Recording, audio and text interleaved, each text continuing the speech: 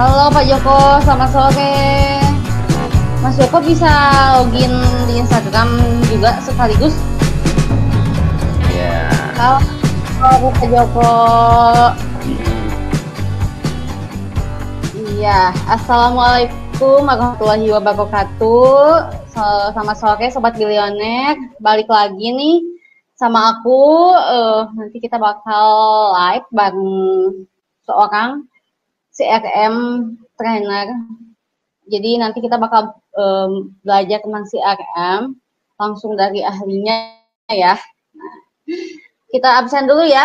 Kalau di Bandung nih lagi mendung, lagi hujan nih. Kalau di kantor Billion Network sendiri lagi hujan.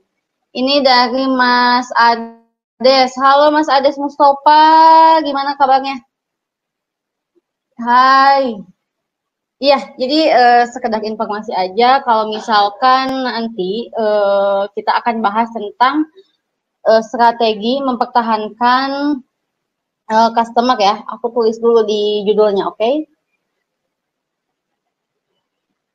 Oke, tadi aku lihat dari Batam nih. Halo dari Batam.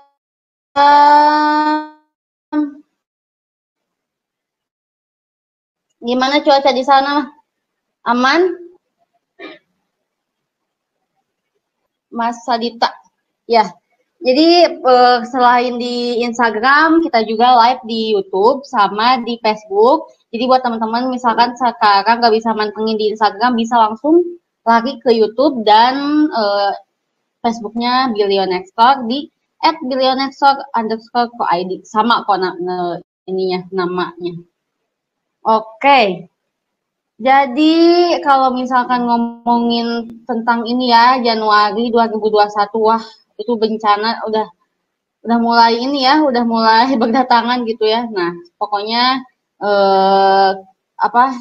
tim Billionextor sendiri doain semoga kita semua dalam lindungan Allah ya di bulan ini. Kebetulan di Bandung lagi hujan mendung banget nih. Bisa absen satu-satu nih dari mana? Nih Pak Jokonya udah siap bergabung nih nampaknya ya. Iya dari Mas Ipan. Mas Ipan, halo. Dari mana kabarnya? Gimana kabarnya nih? Oh iya gini, kenapa kita ngomongin tentang strategi mempertahankan customer? Karena biasanya orang kalau misalkan udah jualan online, lebih tepatnya jualan online kayak gitu ya, kayak susah gitu untuk mempertahankan si customer itu sendiri gitu. Jadi kayak perlu strategi lah agar si customer itu tetap setia dan bahkan loyal sama kita. Wow, ini udah ada yang dari Jogja. Nih gimana Jogja nih hari ini? Gimana, mendung nggak sama kayak di Bandung? Mendung, hujan gitu ya? Iya, dari Jember. Wow, salam ya buat keluarga yang lagi di Jember. Pokoknya semoga sehat selalu di tahun 2021 ini. Pokoknya segala sesuatu yang memang cita-citakan bisa tercapai. Daripada aku ngomong terus ya, kita langsung aja undang nih Pak Joko sendiri. Kita langsung undang aja di Instagram. Oke, kita sambil menunggu Pak Joko. Jadi Pak Joko itu ialah seorang CRM trainer. Daripada ngomongin dari belakang, kita langsung aja kenalan sama Pak Joko ya. Gimana Pak Joko kabarnya? Ya, gimana Pak Aman? Aman. Ya. Oke, nih. Ya Pak. Oke. Aman ya Pak. Kita mulai ya. Pak Joko gimana kabarnya Pak Joko? Kabarnya baik, sehat. Pak Joko bisa dengar saya? Aman. Oh iya ya. Ya. Kelihatan ini ya emang fit gitu ya. Meskipun sibuk tapi tetap menyempatkan untuk live di sini di Billionextor ya. Okay. Nah, jadi yang belum tahu nih, Joko ini CRM trainer gitu. Pokoknya nanti langsung aja kita kenalan bareng orangnya. Kalau tadi kan kita ngomongin di belakang nih, kita langsung aja kenalan. Untuk kenalan ya. Oke. Silakan Oke, Pak. halo teman-teman. Ada dari mana saja nih? Oke, tadi dari Jogja, Surabaya, Makassar. Oke, selamat bergabung. Dan terima kasih kepada teman-teman Billy Store sudah memfasilitasi sehingga sore hari ini kita sama-sama belajar ya. Sama-sama belajar bagaimana kita mempertahankan pelanggan. Tadi sekilas saya ngelihat ada Pak Hendra Sitepu. Oh, itu juragan itu. Halo Kang Hendra juragan ini. Iya. Oke, tadi ini ya temannya Pak Joko atau gimana nih? Ramai sekali live hari ini ya dari Iya, berbagai iya, iya, iya. ini kota di Indonesia. Iya. Dan kebetulan ini saya menggunakan t-shirt dari produksinya Pak Hendra itu. Nggak sengaja ketemu di kelas ini. Wow. Oke, halo Mas Hendra sekali Oke. lagi. Oke, ini Pak dari Riau katanya ingin disapa Riau gabung. Oke, teman-teman dari Riau, Mas Abdul Hamid. Oke, selamat bergabung Mas, kita sama-sama belajar. Semoga bisnis baik-baik saja, lancar, dan tahun 2021 nanti kita tambah banyak pelanggannya. Begitu. Oke, Gitu. Ada amin. dari mana lagi? Wow, banyak. Iya nih, wah udah ini ya, udah ngumpul nih kayaknya. Kita sambil menunggu yang lain juga nih kayaknya kita harus kenalan dulu nih sama Pak Joko. Kalau tadi kita kan ngomongin Pak Joko di belakang si RM yang udah banyak banget megang beberapa brand nih. Ini Pak Joko sendiri nih bisa langsung kenalin secara langsung ya. Oke, teman-teman. Jadi topiknya menarik. Rasanya ini menjadi apa? Ditunggu-tunggu banyak orang, ya khususnya para pebisnis. Intinya, ya bisnis akan tetap berlangsung ketika kita memiliki pelanggan, khususnya pelanggan loyal ya, pelanggan yang beli lagi. Nah, syukur-syukur merekomendasikan kepada pelanggan yang lain, gitu. Nah, sore hari ini saya akan sharing apa yang pengalaman selama ini ya, membantu banyak klien gitu. Kalau teman-teman sebut misalnya salah satunya brand yang cukup terkenal, ini pabrik cat tertua di Indonesia, pernah dengar? Yang jualan Golotek, jualan Metrolite, nah itu namanya Pacific Paint. Nah, Pacific Paint itu kita implementasi CRM di sana. Bagaimana kita mengelola pelanggan di sana. Kemudian ada juga Kimia Farma, saat ini masih kita bantu, kenal dong Kimia Farma. Kimia Farma ini perusahaan farmasi tertua di Indonesia ya, itu Kimia Farma. Pelanggannya banyak sekali. Kemudian dan banyak UMKM juga seperti ada dapur Ngalimet, ada dapur Kang Syam, ada ayam bakar Ciami. Ya itu teman-teman yang selama ini kita sering diskusi bagaimana pelanggan mereka. Nah itu sehingga teman-teman tidak perlu khawatir, apa yang saya share yang sore hari ini adalah berdasarkan pengalaman bagaimana mengelola pelanggan-pelanggan yang ada di berbagai bisnis tadi, baik bisnis produk kesehatan, tadi ada produk semen Gresik, tahu dong ya, semen Gresik, tadi Pacific Paint Set, kemudian kalau di e-commerce ada Holashop salah satunya, itu juga, dan produk kesehatan banyak sekali. Intinya produk konsumsi habis itu yang penting untuk kita mengelola pelanggan. Gitu ya. Oh, dan ada beberapa buku yang sudah ditulis dan saat juga sedang menyelesaikan 2 buku, sedang proses penulisan. Jadi teman-teman sambil sore ini belajar sambil mendoakan gitu ya, biar biasanya kalau nulis buku itu kadang-kadang semalam dapat banyak artikel gitu ya. Kadang-kadang sebulan nggak keluar sama sekali. Nah itu mood. Nah, teman-teman doakan supaya ini encer, jadi keluar nanti bukunya bisa segera teman-teman nikmati. Judulnya Berpacaran dengan Pelanggan. Wow, keren kan? Wow. Seru nih Mas, berpacaran dengan pelanggan ya. Jadi kalau dia beli ke yang lain berarti dia selingkuh ya Mas ya? Apa ya? Ah, itu dia. Saya berasa muda ya dipanggil Mas. Oh iya ya. Aduh maaf, kayaknya ini nggak apa-apa. Auranya masih muda, jadi kayaknya panggil Mas lebih ini ya. Iya nih Pak. Keren nih Pak, keren tadi yang tadi Bapak bilang kalau misalkan selain handle brand besar, corporate gitu, tapi pernah brand kecil juga sama Pak Joko ini di handle ya. Nah ini cocok banget nih untuk Ya. sobat Billionaire semua, karena memang Pak Joko kalau target marketnya Billionaire tuh lebih ke UMKM gitu ya. Jadi UMKM, terus Ya. orang-orang yang baru bisnis gitu kan. Jadi bisa banget ilmunya ini berguna juga untuk orang yang memang baru memulai bisnis gitu ya. Oke. Oke, Pak Joko, menarik sekali ya tadi ketika bilang pernah menghandle brand besar, yang pada akhirnya juga brand kecil tetap dirangkul gitu ya sama Pak Joko. Nih, kita Oh ngomongin iya, ini deh, kan pandemi ya, Pak. ya ya ya. Gimana gimana? Gimana Pak tadi? Mohon maaf, terlalu semangat nih kayaknya. Ya justru kalau teman-teman yang di UMKM ini sebenarnya menyumbang 80-90% Indonesia itu disumbang oleh para teman-teman UMKM. Sehingga ini menjadi yang terdata saja saat ini ada 60 juta lebih UMKM. Nah, teman-teman termasuk salah satunya. Sehingga ini penopang ekonomi yang tahan banting lah. Kalau di krisis ekonomi 2008, krisis ekonomi 98, dan krisis ekonomi di tahun ini pun yang bertahan dengan baik adalah bisnis UMKM. Jadi itu bisnis anti krisis. Selama kita bisa kreatif ya.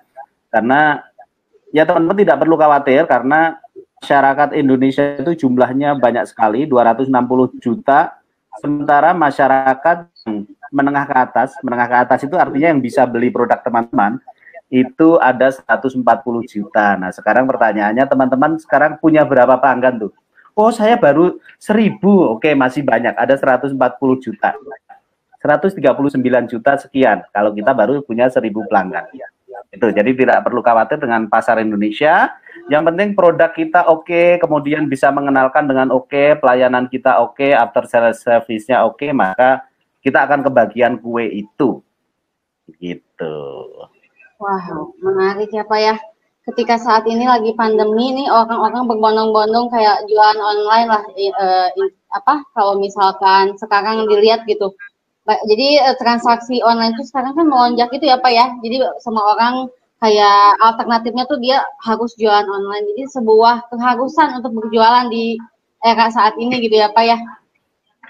Ya, ya. Dan sebenarnya kalaupun misalnya tidak ada pandemi, sebenarnya masyarakat Indonesia sudah terbiasa dengan berbelanja atau jualan secara digital. Kalau misalnya teman-teman lihat datanya nanti bisa dibuka, tahun 2019 itu omset di e-commerce itu 700 triliun. Besar sekali. Wow. Dan kemudian di tahun 2020 sebelum pandemi itu ditargetkan omset itu 1.700 triliun. Nah, itu di e-commerce. Artinya apa? Artinya baik penjual ataupun pelanggan itu sudah terbiasa untuk berbelanja melalui digital. Nah, kondisi pandemi di mana kita dipaksa untuk tidak bisa saling bertemu. Ya, kita jualan mau nggak mau lewat digital, kemudian mau presentasi datang visit nggak bisa. Nah, itu justru mengukuhkan bahwa ya jualan digital itu masyarakat kembali dilatih. Yang jualan, yang belum terbiasa jualan digital, mau nggak mau dipaksa dilatih dengan kondisi COVID ini. Artinya pasca COVID ataupun masih dalam masa pandemi pun berarti masyarakat sudah terbiasa dan kita sebagai penjual juga sudah terbiasa. Lalu tahun 2019 emang kita kepikiran jualan kelas online seperti ini kan enggak? Sekarang kita hampir setiap hari buka kelas online, ya. Malah dari seluruh Indonesia gitu. Kemudian nggak terbatas ruang gitu, dari manapun bisa datang. Oke, jadi ini ya Pak, bukan jadi halangan gitu pandemi itu, tapi jadi ada kesempatan yang baru ya Pak ya. Jadi ada kebiasaan baru. Iya, jadi sebagai pengusaha tentunya kita harus putar otak nih, cari solusi nih yang terdekat ya. Nih Pak, kayak ngomongin ini Pak. Itu tadi. Aduh Pak, sinyalnya aman ya?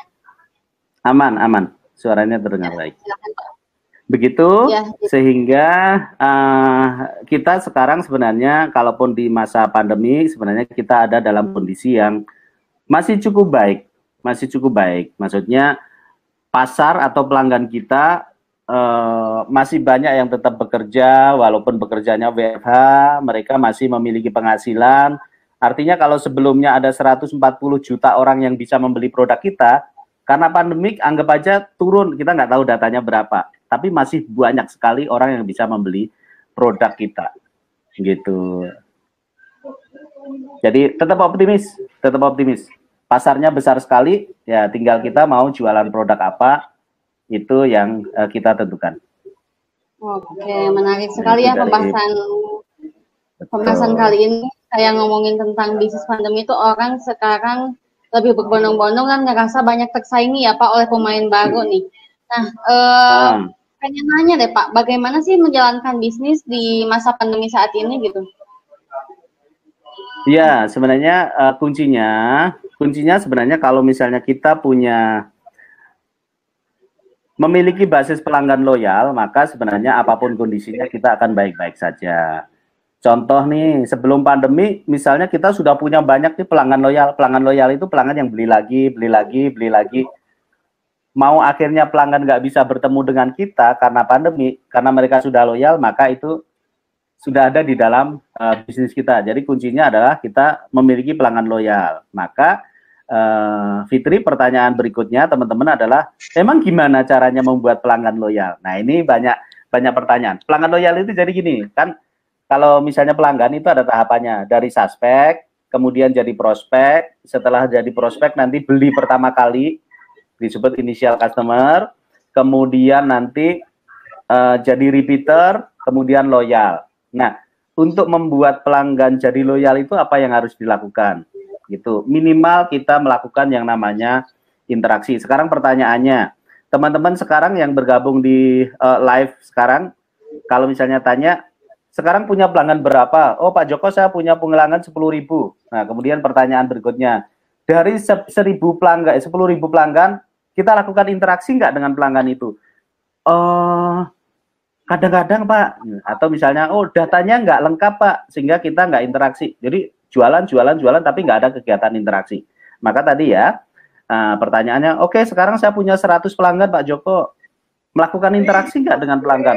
Oh iya Pak, kita melakukan interaksi. Oke, bagus. Jadi salah satu syarat untuk membuat pelanggan loyal itu adalah kita melakukan interaksi. Maka kalau tadi pertanyaannya bagaimana menjalankan bisnis di masa pandemik ini, tadi ada satu, yang penting kita memiliki basis pelanggan loyal. Nah, membuat pelanggan loyal itu bagaimana?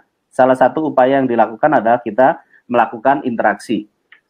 Nah, justru sekarang kita sedang ada dalam kondisi diajarkan untuk melakukan kegiatan yang tidak semata-mata selling. Kalau misalnya selama ini jualan, sekarang kita sebenarnya diajarkan atau dilatih untuk melakukan kegiatan-kegiatan yang sifatnya empati, perhatian, atau relationship kepada pelanggan. Mumpung sekarang momennya momen pandemi, kita nggak bisa push terus-menerus penjualan kepada pelanggan, maka kita bisa melakukan kegiatan relationship. Gitu, Fitri dan teman-teman. Jadi bagaimana menjalankan bisnis di masa pandemi, ya jelas kita harus memiliki basis pelanggan loyal, dengan cara tetap melakukan interaksi dengan mereka. Interaksinya jangan melulu interaksi jualan, tapi interaksi yang digunakan untuk membangun relationship. Begitu kira-kira. Oke nih Pak, ngomongin interaksi ya. Biasanya kan kalau misalkan penjual tuh dia interaksinya ketika dia ada butuhnya aja, ya nggak sih? Ya sih Iya. ngerasa bahwa kalau mau jualan nih, pokoknya bakal interaksi karena akhirnya ini apa jadi closing gitu kan. Nah, Ya, ya, interaksi yang ya. seperti apa sih Pak yang nggak kelihatan modus? Karena aku sebagai pembeli pun kalau misalnya ada penjualan kayak assalamualaikum, wah ini pasti bakalan skip. Nah, interaksi yang seperti apa sih Pak yang bagus gitu? Ya, ya, ya. Prinsipnya sebenarnya aktivitas kita kepada pelanggan itu ada 4 hal. Ya, interaksi pun juga tujuannya ada 4. interaksi yang tujuannya benar-benar untuk membangun relationship. Jadi seperti ucapan ulang tahun. Maka kalau misalnya selama ini kita dikenal, misalnya Fitri tuh tadi cerita, kalau Fitri, nah ini interaksi yang nggak nampak modus. Nah, pertanyaan dari Mas Tony. Nah, Mas Tony. Mas Tony topinya sama nih dengan saya. Ya Mas, tukar topi Mas Tony. Nah, interaksi yang nggak nampak modus. Maka kita juga harus membuat image kita. Kalau misalnya selama ini Fitri dikenal, pokoknya kalau Fitri telepon itu pasti mau nawarin. Fitri telepon itu mau nawarin. Maka itu harus di-manage. Teman-teman pebisnis itu harus di-manage. Kita interaksi dengan pelanggan itu ada 4 tujuannya. 1 tujuannya untuk relationship. Ada berapa tadi tujuannya? Ada 4 ya. 4 nih gini. 1 tujuannya untuk relationship, artinya selamat ulang tahun atau Bu, turut prihatin ya atas bencana dan lain-lain. Benar-benar tujuannya untuk relationship. Kita bikin kegiatan misalnya event gathering, itu relationship. Ucapan ulang tahun, ucapan terima kasih sudah menggunakan produk kita. Udah, sebatas itu. Tujuannya adalah untuk relationship. Itu tujuan pertama. Maka, nah, tujuan yang kedua, kita melakukan interaksi, itu adalah untuk jualan. Retention. Yang tadinya sudah beli, tetap biar beli. Kemudian tadinya beli 1, gimana caranya beli 2, maka kita menghubungi customer, tujuannya adalah untuk retention. Nah, itu tujuan kedua. Jangan sampai kita melakukan interaksi selama ini tujuannya adalah R yang kedua terus-menerus. Jualan, jualan, jualan, retention, retention, retention, maka begitu kita tiba-tiba baik, modus ini gitu. Itu R yang kedua, yaitu retention. Kemudian masih ada 2 lagi, berarti referral dan recovery. Jadi kalau misalnya Mas Tony sekarang punya 1000 pelanggan, kemudian yang 100-nya aktif, maka ada 900 pelanggan yang tidak aktif. Maka interaksi kita tujuannya adalah untuk merecovery. Oh, dulu pernah pakai produk kita, kok sekarang enggak? Nah, itu di recovery. Itu R yang ketiga. Nah, R yang keempat, yaitu untuk referral. Pak, terima kasih sudah menggunakan produk saya, dan senang kalau Bapak sudah merasakan manfaatnya, tolong direkomendasikan ke teman-temannya ya. Itu. Jadi ada 4 tujuannya. Maka jangan sampai kita melakukan interaksi tujuannya tujuan yang kedua terus-menerus, yaitu retention, retention, retention, artinya jualan, jualan, jualan, jualan, jualan. Gitu. Ada dari Kediri juga. Itu Pak Waldi, itu juragan cat dari Kediri itu. Halo Pak Waldi. Banyak sekali ya relasinya Pak Joko ini. Senang sekali nih. Katanya ini dari Facebook juga Pak, kita baca komentar dari Facebook. Alhamdulillah sudah ikut Pak Joko, ilmunya daging, jadi nama pengetahuan tentang CRM. Ini sebuah testimoni ya Pak, Mas, jadi kemarin ikutan ya, Mas Sakila Atala itu Mas atau Mas kali ya? Iya. Iya kali ya. Oke, Mas Sakila, terima kasih. Semoga ilmunya bermanfaat. Ya, kalau daging semua jangan kebanyakan daging ya Mas ya, kolesterol nanti. Jadi daging semua dia bilang. Oke. Mungkin karena Pak Joko ilmunya nggak bisa di skip gitu. Jadi bermanfaat semuanya. Nih, Pak Joko, kita tak ada yang nanya, katanya gini. Saya mengelola rumah jahit, semakin kesini pelanggan makin menyusut. Akhirnya saya nekat buat produk ready to wear. Namun terhambat di marketingnya kali ya. Oke, gimana? Sorry, pertanyaannya gimana, Fitri? Jadi dia ini, saya mengelola rumah jahit, semakin kesini pelanggan makin menyusut. Akhirnya saya nekat buat produk ready to wear, namun terhambat di marketingnya. Oke, ya pertama apapun bisnisnya teman-teman, yang pertama adalah bahwa produk kita memang dibutuhkan. Produk kita memang dibutuhkan. Makanya tadi di awal saya ceritakan bahwa kelas menengah di Indonesia ada 140 juta. Nah, 140 juta orang itu banyak atau banyak sekali? Banyak sekali. Artinya, kemudian yang nomor 2 adalah kita punya produk nih. Punya produk. Nah, produk kita itu saat ini dibutuhkan nggak? Oke, dibutuhkan. Produk kekinian. Kemudian misalnya hijab. Ya, semua orang sekarang booming semuanya menggunakan hijab. Maka itu produk dibutuhkan. Nah, pertanyaannya, Yang membutuhkan produk kita itu dari 140 juta pelanggan tadi ada di mana? Gitu. Nah, tadi pertanyaannya bisnis di jahit, silakan dilihat pelanggan yang selama ini sudah jadi pelanggan. Bisnisnya misalnya udah berapa lama? 5 tahun, 10 tahun, kan ada datanya tuh. Totalnya ada 700 orang yang pernah jahit baju ke saya. Syukur-syukur punya datanya. Customer 1 ini pernah jahit 5 kali, customer 2 pernah jahit 3 kali, customer 3 pernah jahit, dan seterusnya. Kalaupun nggak ada datanya, yang penting punya. Ada 700 orang yang pernah jahit baju ke saya. Nah, kalau sekarang menurun, minimal orang yang pernah jahit baju itu jadi target pertama. Itu jadi target pertama. Nah, sehingga yang tadi saya tanyakan, apakah jahitan baju itu tidak dibutuhkan lagi saat ini, atau orang belinya langsung yang jadi, biar nggak nunggu langsung cepat. Kalau itu maka ya sudah, kita ganti produk. Maka pertanyaan pertama tadi, produknya dibutuhkan nggak? Ya, seperti misalnya saya mengapa materi trainingnya adalah tentang CRM. Maka saya tanya dulu, pasar membutuhkan CRM nggak? Oh, membutuhkan. Tapi kok kelasnya nggak banyak yang daftar? Ya berarti belum menemukan. Pertanyaannya simpel nih. Kira-kira perusahaan yang masih membutuhkan pelanggan untuk bisnisnya berarti perlu strategi CRM. Betul. Artinya semua perusahaan perlu training CRM. Betul. Terus kenapa sekarang nggak banyak yang ikut training CRM? Misalnya pertanyaannya. Berarti kita belum ketemu. Antara produk dengan pasarnya belum ketemu. Nah, itu tugasnya tadi. Mulai dari pakai sosial media, iklan di sosial media, menggunakan sosial media pribadi, dengan bikin event, dan seterusnya. Dengan berkolaborasi dengan pihak yang punya member banyak. Contoh nih, kalau UMKM misalnya ada membernya Billionaire Store itu yang jago jualan itu ada 40.000 tuh membernya di Telegram. Itu pasar. Kemudian yang jagoan jualan ada berapa? 5.000, itu pasar. Kalau misalnya kita mau komunitas tangan di atas, TDA, itu ada 20.000, itu pasar. Sehingga menemukan pasar itu, ya produk kita diperlukan oleh siapa, cari pasarnya ada di mana.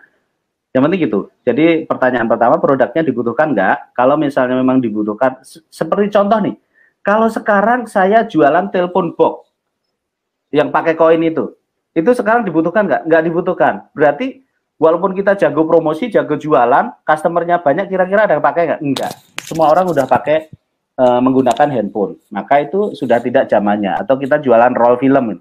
Roll film produknya bagus, tapi sekarang sudah bukan zamannya. Maka produknya kita tanya dulu, produknya dibutuhkan nggak? Dulu kita pernah sama-sama belajar bagaimana digital marketing, bagaimana mengetahui produk kita dibutuhkan atau enggak. Ketik aja di Google. Jasa jahit baju. Yang cari banyak, berarti dibutuhkan. Pisang goreng madu, yang cari banyak. Begitu sekali klik ada 300.000 yang cari.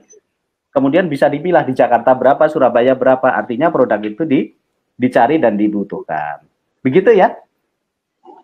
Oke, jadi kalau misalkan sebagai pengusaha tuh kita harus ini ya Pak, harus jeli melihat peluang ya Pak. Jeli melihat peluang, terus siap menghadapi perubahan juga. Saat ini kan siapa yang akan tahu gitu kalau pandemi gak usai-usai gitu kan. Kalau misalnya kita tetap bertahan di pola yang lama, kayaknya kita akan susah juga untuk berkembang gitu kali ya Pak ya. Wah, keren banget nih Pak Joko nih. Ya tadi contoh misalnya Mas Tony itu kan trainer tuh, setahu saya Mas Tony trainer. Sekarang maksa trainer kelas offline. Nah, sementara kelas offline dilarang di mana-mana karena protokol. Kan nggak berubah, akhirnya nggak dapat kelas gitu. Makanya ya kelasnya harus berubah sesuaikan dengan kondisi gitu. Tapi kalau buat teman-teman yang sekarang jualannya memang sudah jualan online, itu COVID ini sebenarnya menjadi berkah. Kenapa? Karena masyarakat justru dibuat terbiasa dengan belanja online. Gitu ya. Coba tanya teman-teman yang di ekspedisi itu, JNE atau apa, berapa tambahan rekrutan karyawan untuk bisa melayani paket. Saking banyaknya paket, maka tambahan karyawan itu besar sekali. Begitu. Artinya pasar itu sudah terbiasa untuk bisnis online. Nah, bisnis online karena nanti kompetisinya sangat ketat, maka teman-teman harus pandai-pandai menjaga pelanggannya. Nah, sore ini tema kita adalah bagaimana kita menjaga pelanggan kita supaya tetap beli lagi, jangan sampai beli sekali terus kapok.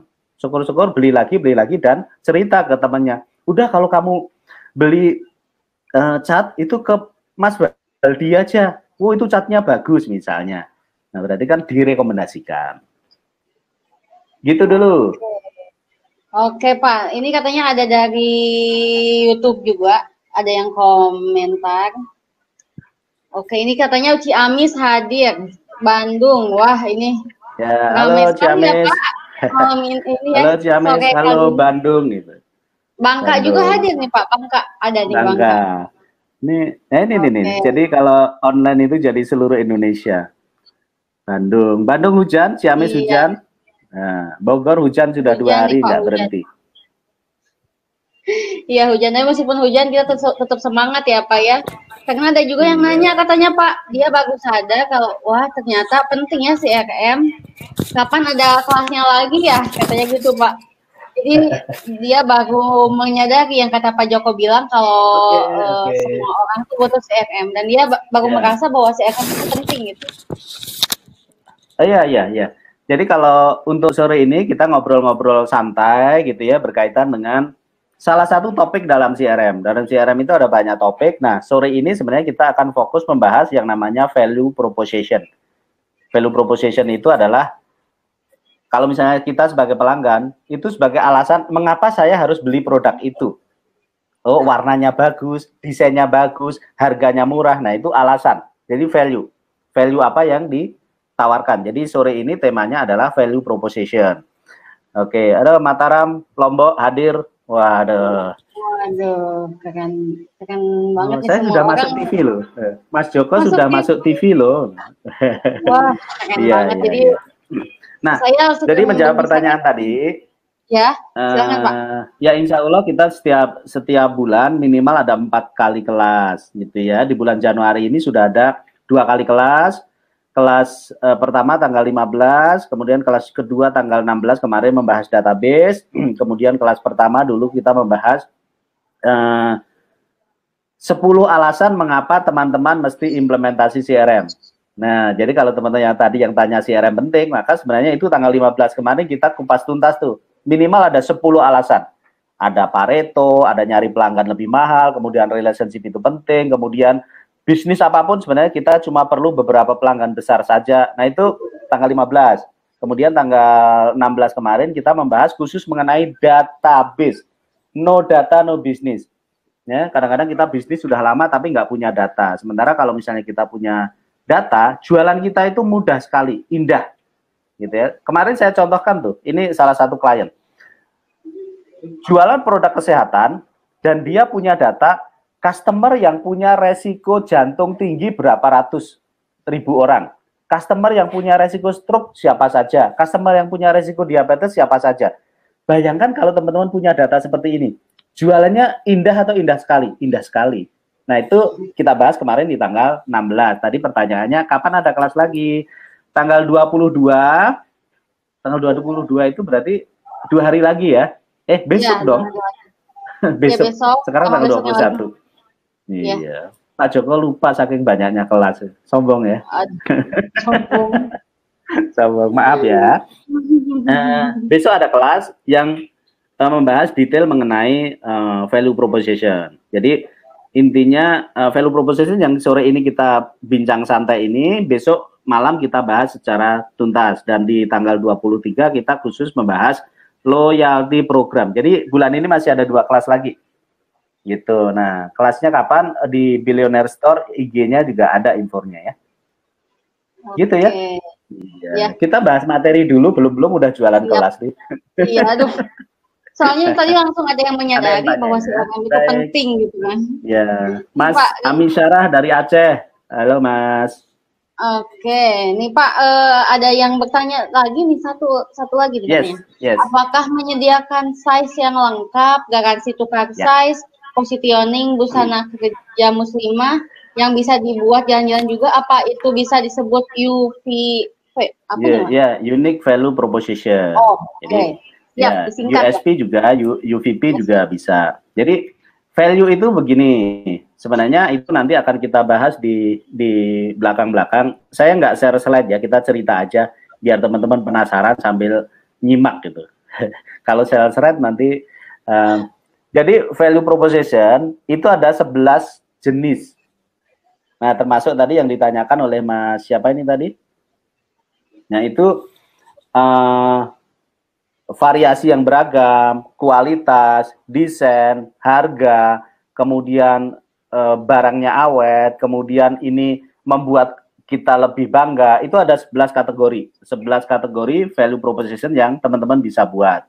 Tapi supaya ringkas, biasanya saya akan kelompokkan value proposition itu menjadi 3. Menjadi dari 11 kita kelompokkan jadi 3, yaitu value yang berupa finansial, kemudian value yang berupa emosional, dan value yang berupa spiritual. Nah, kalau finansial contohnya harga. Kompetitor jual 100.000, kita jual 90.000. Kalau customer yang dicari adalah value mengenai harga, maka value kita lebih menarik dibandingkan kompetitor. Lo kompetitor 100.000, kita jual 90.000, produk yang sama.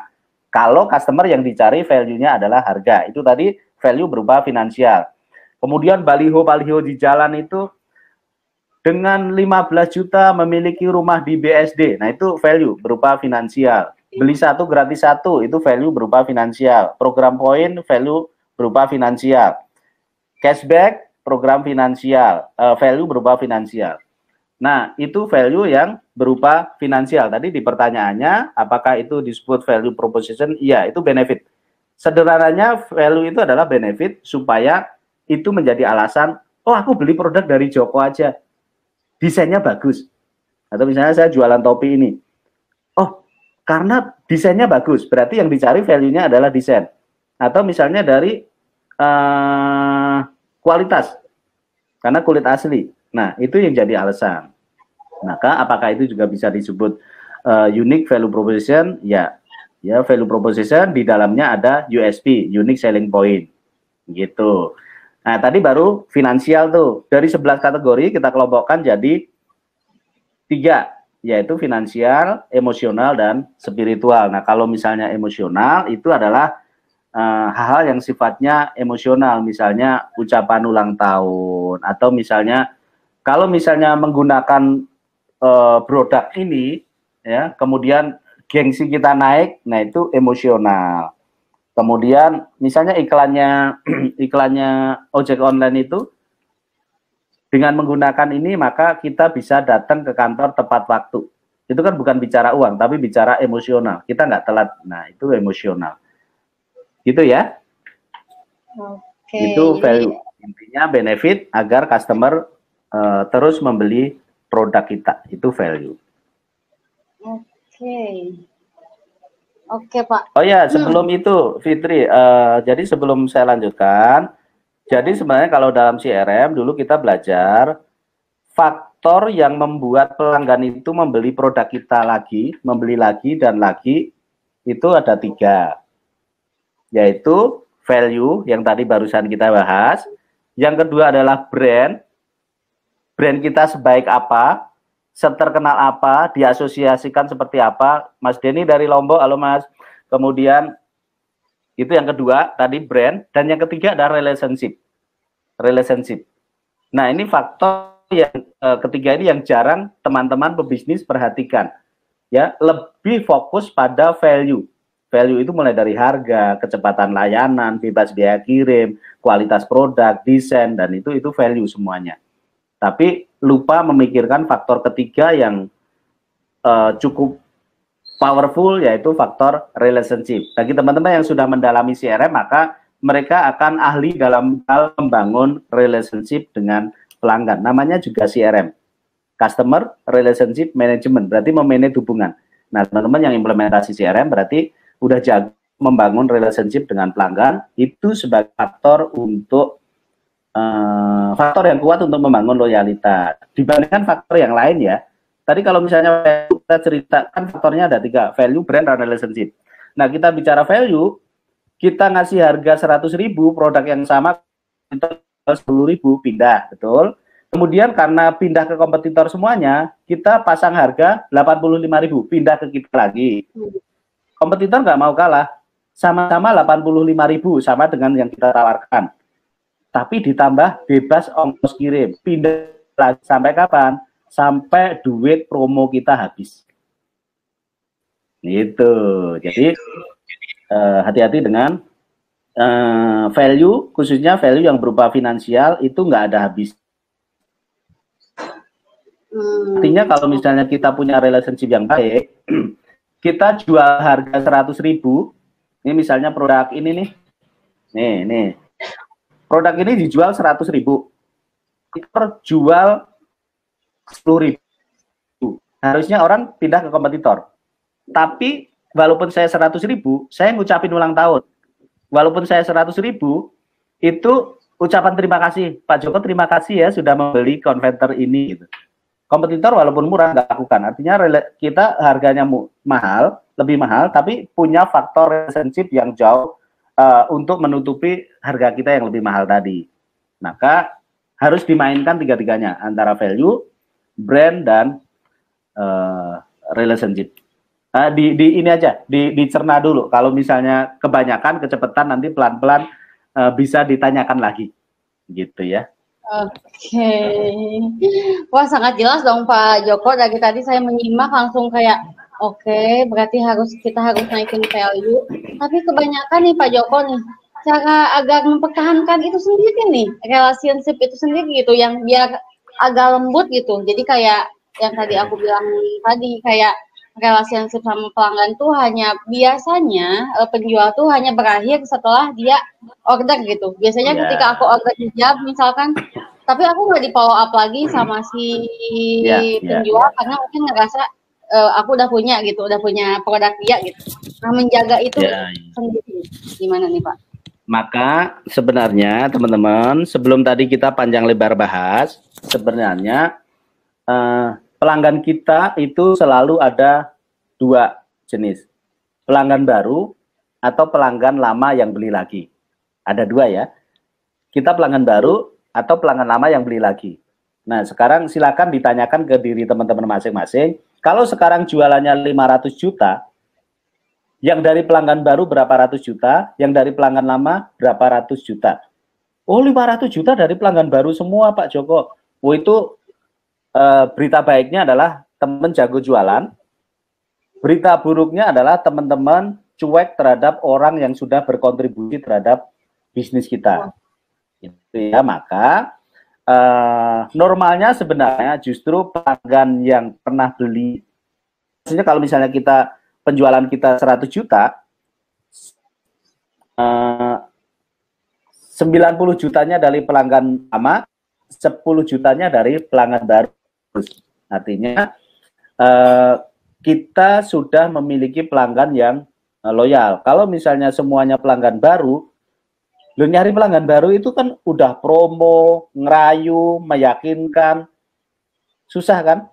Nah kalau misalnya pelanggan lama, itu kan tahapan itu udah lewati. Membangun kepercayaannya udah lewat. Kemudian membangun need-nya, creating need-nya udah lewat. Handling objection, give solution-nya udah lewat. Handling objection-nya udah lewat.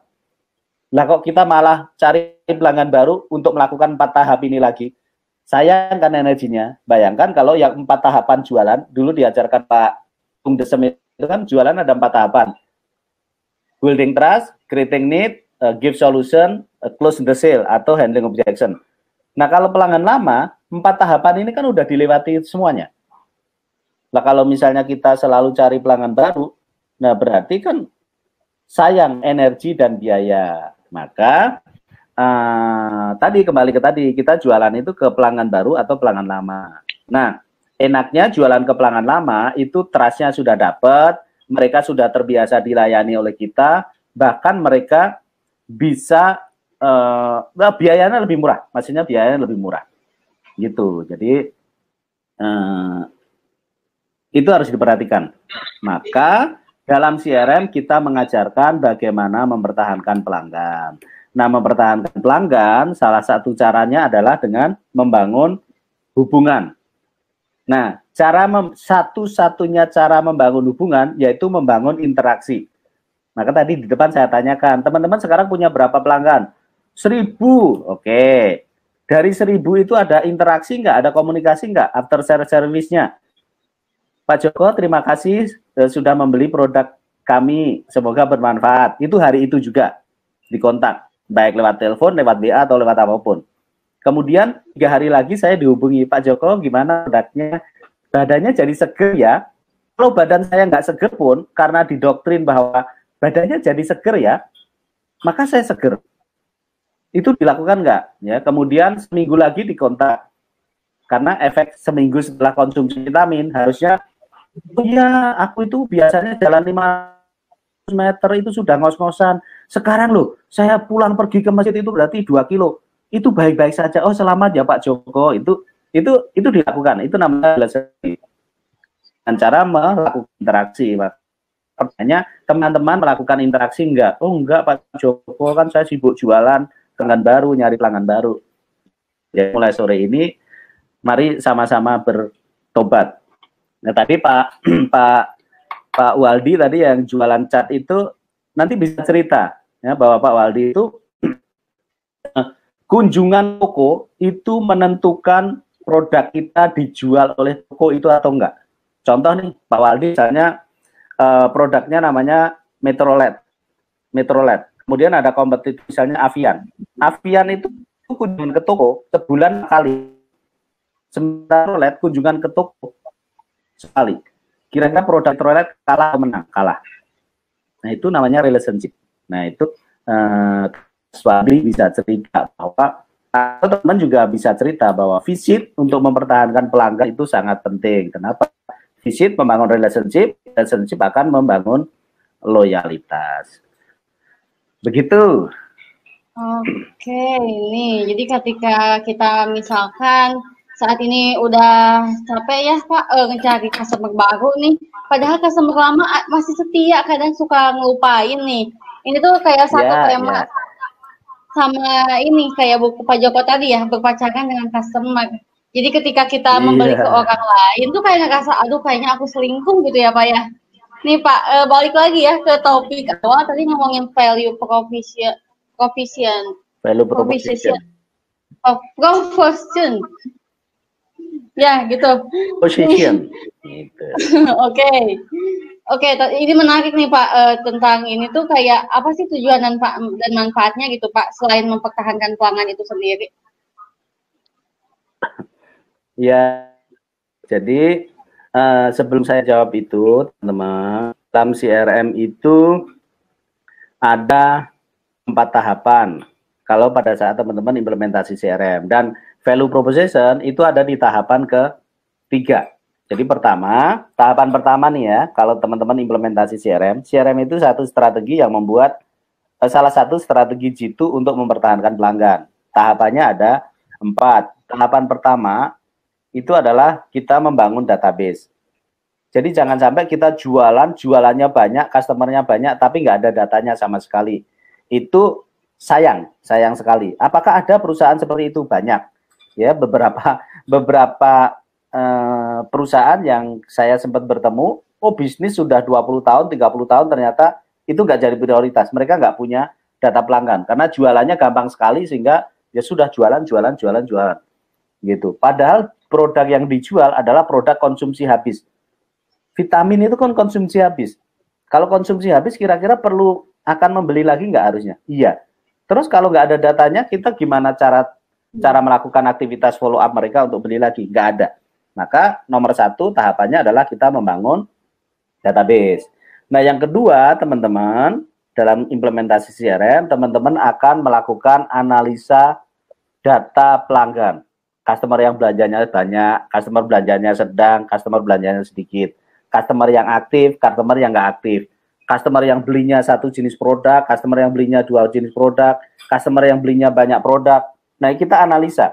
Customer yang sukanya diskon, customer yang nggak suka diskon, customer yang belanjanya pada saat ada hadiah saja, customer yang belanja sepanjang tahun, customer yang belanjanya setahun sekali, customer yang belanjanya setahun 5 kali, customer yang belanjanya sebulan sekali. itu dianalisa. Nah, itu tahapan kedua. Tadi tahapan pertama punya data. Nah, kalau punya data nggak dilakukan analisa, sayang. Kemudian kita melakukan analisa, kalau datanya nggak baik, juga nggak maksimal. Nah, itu tahapan kedua berarti analisa pelanggan. Nah, yang ketiga, teman-teman, yang sore ini kita bahas yaitu value proposition. Kalau misalnya dari hasil analisa, akhirnya teman-teman tahu, oh ternyata customer kita itu kebanyakan suka produk yang ada fitur A, B, C. Pokoknya yang dicari barangnya yang awet. Oke, itu hasil analisa.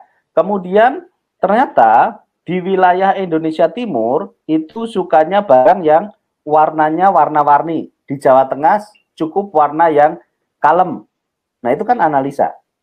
Kemudian dari analisa data pelanggan ternyata kita melihat bahwa dari 1000 pelanggan yang aktif itu 100, ada 900 pelanggan nggak aktif. Itu analisa. Nah, setelah kita melakukan analisa, yang ketiga, teman-teman, tahapan CRM adalah teman-teman membangun benefit atau value proposition. Jadi, value proposition yang tadi susah diucapkan oleh Mbak Fitri tadi, gampangnya adalah benefit, udah gitu. Lu mau bikin benefit apa buat customer? Oh, benefitnya diskon aja. Loh, kok diskon? Iya, soalnya kompetitor bikin diskon. Berarti siapa tahu customer kita juga suka dengan diskon. Itu berdasarnya asumsi, bukan dasarnya analisa data pelanggan. Kemudian kita bikin benefit berupa tadi yang disampaikan teman-teman tadi bahwa variasi produknya, varian produknya banyak. Nah, itu salah satu benefit. Atau misalnya kita membuat benefit berupa after sales service, atau misalnya garansi 1 tahun. Nah, itu adalah benefit. Nah, itu tahapan ketiga dalam CRM yang sore ini kita bahas, namanya adalah value proposition. Nah, tahapan terakhir dalam CRM adalah kita menjalankan loyalty program. Nah, itu. Jadi tahapannya tadi ada 4. Ayo yang bisa menyebutkan dapat hadiah. Gitu. Jadi membangun database, melakukan analisa data pelanggan, kemudian menyusun benefit, value proposition, dan kemudian menjalankan loyalty program. Nah, tadi pertanyaan dari Fitri tadi, value proposition itu tujuannya apa? Gitu ya. Ya, yang penting kita sudah tahu value proposition, bahasa gampangnya adalah benefit. Benefit. Jadi gini, tadi itu kita sudah membahas dari suspek jadi prospek, kemudian initial customer, beli pertama kali itu initial customer, kemudian jadi repeater, kemudian jadi loyal. Itu hanya akan terjadi kalau teman-teman sharing atau memberikan benefit atau value proposition. Gitu. Tanpa adanya tambahan benefit, nggak mungkin customer jadi beli pertama kali jadi repeater. Nggak mungkin dari repeater jadi loyal. Jadi tujuan dari value proposition adalah kita memberi manfaat kepada pelanggan. Tanpa ada manfaat, pelanggan tidak akan membeli produk kita. Itu tujuan adalah memberikan manfaat. Nah, manfaat yang akan dimanfaati oleh pelanggan itu dasarnya apa? Misalnya kita pokoknya diskon, ternyata customer nggak menginginkan diskon, berarti nggak pas. Pokoknya kita buat cashback, ternyata customer nggak menginginkan cashback. Kita buat bebas biaya kirim, ternyata customer nggak penting itu. Customer itu yang dicari adalah misalnya kualitas, maka harusnya benefit kita adalah berupa barang yang berkualitas. Bahan handphone, ya, jualan handphone. Handphone yang paling dicari saat ini kira-kira apa? Baterainya 6000, ya, kemudian atau kameranya 64 megapiksel, kemudian RAM-nya 8 GB. Nah, kalau yang dicari itu, maka kita tawarkan itu. Oh, bukan, ternyata yang dicari handphone itu adalah yang ada fingerprint-nya misalnya. Itu yang kita tonjolkan. Nah, kalau sekarang banyak handphone itu menonjolkan RAM-nya 6 GB, RAM-nya 8 GB, kemudian storage-nya 128, baterainya itu fast charging. Nah, berarti itu adalah yang diinginkan. Nah, itu value proposition yang ditawarkan, gitu ya. Nah, value proposition tadi ada 11 kategori yang kita nggak dibahas sore ini, itu akan dibahas besok malam ya. Itu salah satunya ini. Ya, salah satunya adalah barang yang awet. Kemudian kenapa saya pemutar musiknya pakai iPod? iPod itu sampai kita bosen, sampai punya anak cucu gitu, nggak rusak. Ya, berarti kan kualitas produknya, itu yang menjadi alasan mengapa saya menggunakan Apple, gitu ya, menggunakan Apple. Baterainya 40 jam nonstop nggak habis misalnya buat muter musik. Nah, itu adalah kualitas dari produk. Nah, menyusun benefit dasarnya adalah customer itu inginnya apa, kemudian yang dibutuhkan apa, kemudian dia sekarang punya masalah apa. Nah, itu yang penting. Maka kita jawab masalah itu. Kalau misalnya masalahnya adalah handphone sekarang itu ngecasnya lama, maka solusinya adalah handphone fast charging. Handphone sekarang itu kalau misalnya dipakai kamera depannya, itu kualitasnya nggak bagus. Harus pakai kamera belakang. Sementara kamera belakang kan susah. Maka diciptakanlah kamera depan dengan resolusi tinggi. Nah, itu adalah problem yang dihadapi, dijawab dengan value yang kita miliki. Atau misalnya, di Jakarta itu macet, sehingga perlu transportasi yang anti macet. Maka itu yang ditawarkan oleh ojek online. Bahwa cepat sampai di kantor tanpa khawatir telat. Iklannya kan gitu. Maka solusi. Ya, problemnya apa? Dijawab dengan value proposition kita berupa solusi. Nah, itu tujuan dari kita membuat value proposition. Ujung-ujungnya adalah kalau kita memberikan benefit itu, manfaatnya bagi kita sebagai pebisnis adalah kalau customer diberikan apa yang mereka mau, tadi ya hubungannya baik, kemudian dia tetap membeli produk kita lagi, yang nggak aktif jadi aktif lagi, kemudian dia merekomendasikan kepada orang lain. Gitu, itu manfaat kalau value proposition kita pas yang kita berikan kepada pelanggan. Gitu, dasarnya adalah need, want, sama problem mereka apa. Gitu, kita jangan khawatir pusing karena value proposition itu ada 11 kategori. Kita tinggal pilih salah satu atau salah dua. Gitu. Yang penasaran 11 kategori itu apa? Nanti ya di sini 11 kategori. Kita pilih salah satunya. Jangan sampai value proposition kita berupa harga lagi, akhirnya kita jualannya banyak tapi nggak untung. Sementara value proposition ada 11 itu gini, 11 jenis. Gitu. Kita pilih yang mana? Yang kita tonjolkan. Ada 11 elemen. Begitu? Oke, Pak Joko nih udah 5 menit lagi kita udah harus. Iya, kita saking enak banget ngobrolnya tadi tentang value proposition yang value saya proposition. suka. Itu sudah bisa mengucapkan. Coba, ya sudah bisa karena udah benefit aja. Jadi menarik yang tadi kata Pak Joko kalau misalkan si CRM itu bukan hanya tentang kayak mempertahankan pelanggannya dengan diskon dengan yang kayak gitu, tapi harus itu, ada itu salah satu dari 11 hal yang teman-teman bisa tawarkan. Ya, dan saya juga dapat bocoran nih dari Pak Joko ada banyak lagi poin yang memang membuat orang tuh bisa loyal gitu sama kita gitu. Nah, kalau misalkan masih bingung nih, langsung aja ikutin kelas Pak Joko, Billionaire Class besok. Sama 2 hari lagi apa ya? Jumat besok malam. Ya, besok malam sama. Ya, besok malam. Iya, jadi sama Sabtu pagi. Iya. Itu ngomongin tentang strategi loyal dan itu ya Pak, cara betul. Yang ini ya mendapatkan customer ya, merayu hati customer lah kata tadi Pak Joko. Ya. Jadi yang tadi saya sampaikan di depan teman-teman, yang sore ini kita bahas ini adalah salah satu dari beberapa aspek dalam CRM. Tadi kalau misalnya bicara di dalam CRM itu ada 4 tahapan. Tahapan pertama adalah kita membahas database. Nah, itu sudah kita bahas kemarin di tanggal 16. Kemudian tadi di depan-depan kok pelanggan loyal itu penting, terus pentingnya kita menjaga itu kita bahas di tanggal 15. 10 alasan mengapa kita mesti implementasi CRM, itu kita sudah bahas. Jangan khawatir, bulan Februari ada lagi. Japri saya juga boleh gitu. Handphone saya 24 jam tapi jam 11 ke atas mati sih. Maksudnya handphonenya 24 jam ada, cuma nyalanya nggak 24 jam.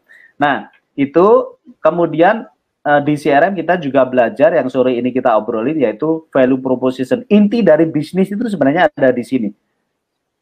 Kita mau menonjolkan benefit apa buat pelanggan. Nah, itu value proposition. Itu Mas Tony ya bilang gratis saja ilmunya daging, apalagi kalau pasnya ya. Monggo Mas. Salam Mas. Gitu ya. Oh ya, sore ini gratis ya. Oke. Jadi ya, tadi saya belajar juga dari Mas Tony itu, kalau di YouTube itu bagus, saya belajar banyak quote. Ya kalau ilmu dibagi itu akan berkurang. Jadi nggak harus selalu bayar lah ya. Kalau misalnya bayar lebih baik, nggak dibayar juga ilmu nggak berkurang, justru bertambah. Gitu. Jadi thank you Mas Tony.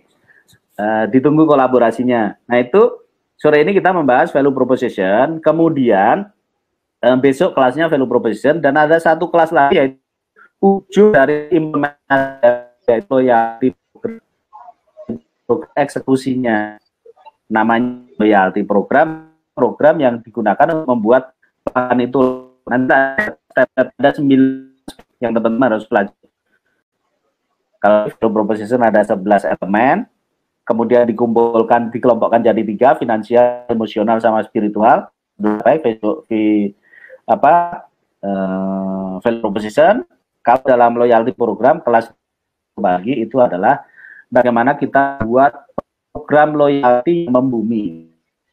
Programnya canggih, terlalu tinggi malah customernya bingung. Simpel tapi powerful. Nah itu kita bahas nanti di Sabtu pagi. Gitu. Oke. Aduh Mas Joko, ini waktunya udah sedikit lagi kita harus mengakhiri semua ini. Aduh Mas Joko, Pak Joko, aduh Mas lagi nih saya. Saking enaknya ngobrol sama Pak Joko ini nih. Nih Pak Joko, terima kasih ya udah. Kata-katanya kita harus mengakhiri semua ini seperti mengakhiri hubungan gitu ya. Kita harus karena tadi Pak Joko bilangnya berpacaran dengan customer, saya jadi tersendu jadi mellow juga. Oke, jadi Pak Joko terima kasih hari ini udah nyempetin di tengah kesibukannya yang meeting setiap hari, nyempetin live di Billion Excel. Terima kasih, pokoknya sehat selalu Pak Joko. Sampai jumpa di besok kita akan ketemu lagi sama Pak Joko, dan yang mau ikut kelasnya bisa langsung DM di Instagramnya Billion Excel. Ya, sebelum mengakhiri semuanya. Ya sebelum berakhir nih Pak Joko ada closing statement-nya untuk sore. Oke, pertama terima kasih teman-teman yang sudah bergabung dari Kediri, Makassar, Cianjur, Bandung. Ya semoga insight pada sore hari ini yang saya sampaikan itu minimal bisa memberikan inspirasi bagi teman-teman semuanya. Oh ya, saya sudah lakukan tapi belum maksimal gitu ya. Misalnya bisa menginspirasi. Itu satu. Kemudian yang kedua, selama kita masih menginginkan bisnis kita itu terus berjalan, maka kita harus mengelola pelanggan dengan baik. Strategi yang selama ini jitu untuk digunakan mengelola pelanggan sehingga pelanggan itu loyal disebut customer relationship management. Itu sehingga di dalam CRM tadi kuncinya adalah bagaimana kita bisa membangun relationship, kemudian kita bisa membuat benefit sesuai yang mereka butuhkan. Maka kita harus punya data mereka, harus membangun data kita analisa, baru kita bisa menawarkan sesuatu sesuai dengan yang mereka inginkan. Itulah mengapa di bisnis ya seperti Billionaire Store, data science-nya aja banyak. Di Bukalapak itu data science-nya itu ada ratusan orang. Hanya karena data itu sangat penting, maka ada ratusan data scientist. Hanya supaya jangan sampai menawarkan produk yang salah, jangan sampai termasuk warna, kemudian program poinnya, hadiah poinnya, tukernya apa, itu semuanya dianalisa oleh teman-teman data scientist. Maka data itu penting. Maka mulai sore ini minimal kita dapat insight. Customer loyal itu penting dibandingkan kita nyari pelanggan baru terus-menerus. Kemudian cara membuat customer loyal yaitu dengan cara relationship. Supaya bisa membangun relationship, teman-teman harus mempunyai data, gitu ya. Dan sampai bertemu di kelas-kelas berikutnya. gitu ya. Oke, baik. Thank you. Terima kasih ya Pak Joko. Semoga ini ya besok kita sehat-sehat dan lancar ya kelasnya ya Pak Joko. Sip, sip.